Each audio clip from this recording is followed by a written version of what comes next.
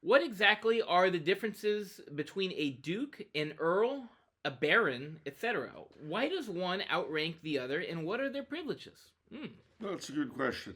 The different ranks of the nobility arose during the fall of Rome and the rise of feudalism, and generally had to do with the amount of responsibility the first the Roman Emperor and then the various national kings gave them.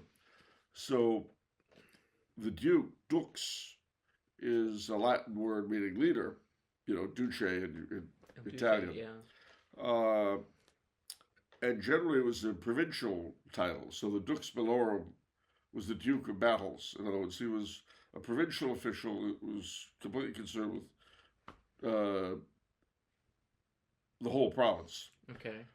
Under him was the Comes, the Count, and there were different counts. The Comes Stabili, the Count of the Stable, we get constable from that. But a county was a division of a province.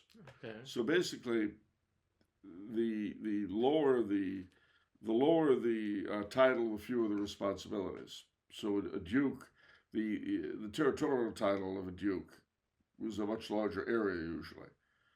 The Duke of Burgundy. Now this wasn't always the case, because you'd have things like the county of Tyrol, as opposed to all the duchies around. Now Tyrol is not a small place, but as a rule, uh, counts were either lesser responsibilities or they were uh, lesser smaller areas. And then viscounts, of course, were under them. Mm. In the English speaking world, you didn't have counts; you had earls.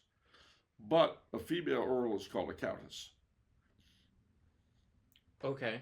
So you'd have Count and Countess du Soilu in France, but their equivalents in Britain would be the Earl and Countess of something or other. Okay.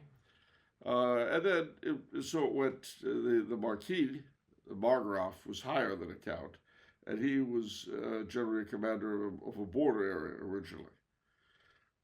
Now, as time went on, these differences became somewhat less and more just a prestige. Okay.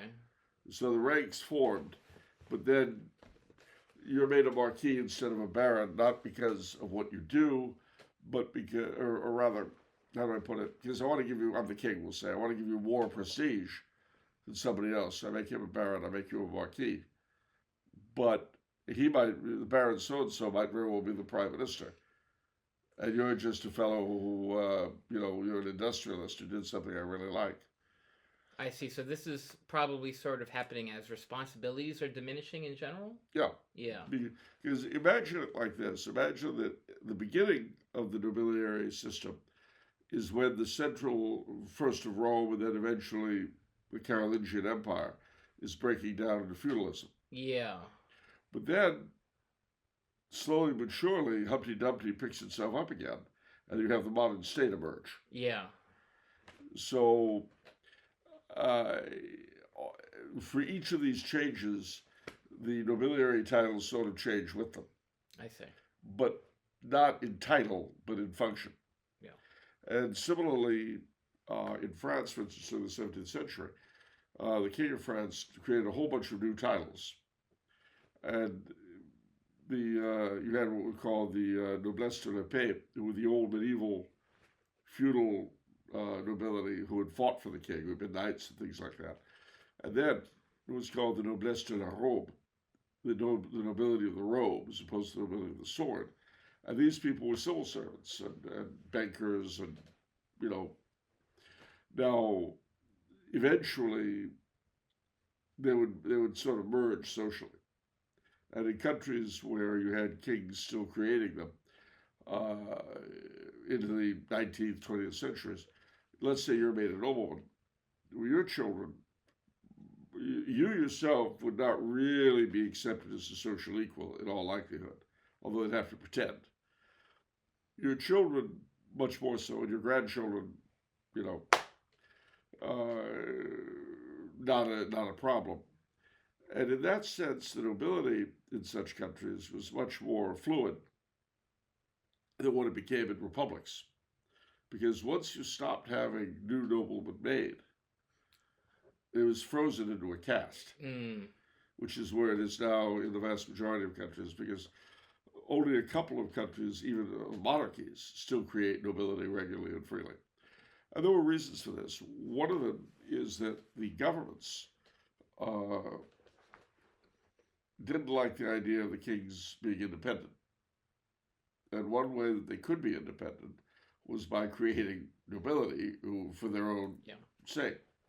So in Britain, to take the key example, up until they stopped pretty much creating hereditary nobility in 1963, that and the creation of knighthoods fell almost completely into the hands of the government.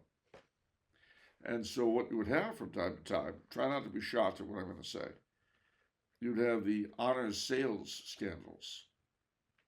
I know it's hard to believe, but a prime minister or a cabinet minister would be selling either knightly or noble titles to wealthy people. And there'd be oh, gee willikers, I can't believe it. How could that possibly happen? You know, it's like being upset because the madam of a bordello doesn't maintain a high level of morality. But interestingly enough, if you compared the sort of people who got the few remaining honors that the king or the queen did give out in Britain versus the general run, they were a much higher bunch of people. And when I say higher bunch of people, I'm not talking about money per se, necessarily. I'm talking about community activists, you know, people who really did things for the community, as opposed to mere rich people.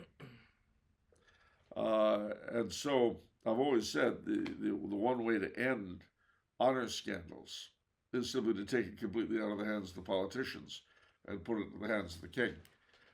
But of course, if you did that, then they'd have fewer ways to reward their cronies. Although I'm sure, you know, kickbacks and things like politicians can always find a way to reward their supporters. That is one thing you need never be afraid of. Gee, how will the prime minister be able to reward his sycophants? Don't you fret, my dear. He'll find a way. And they'll reward him.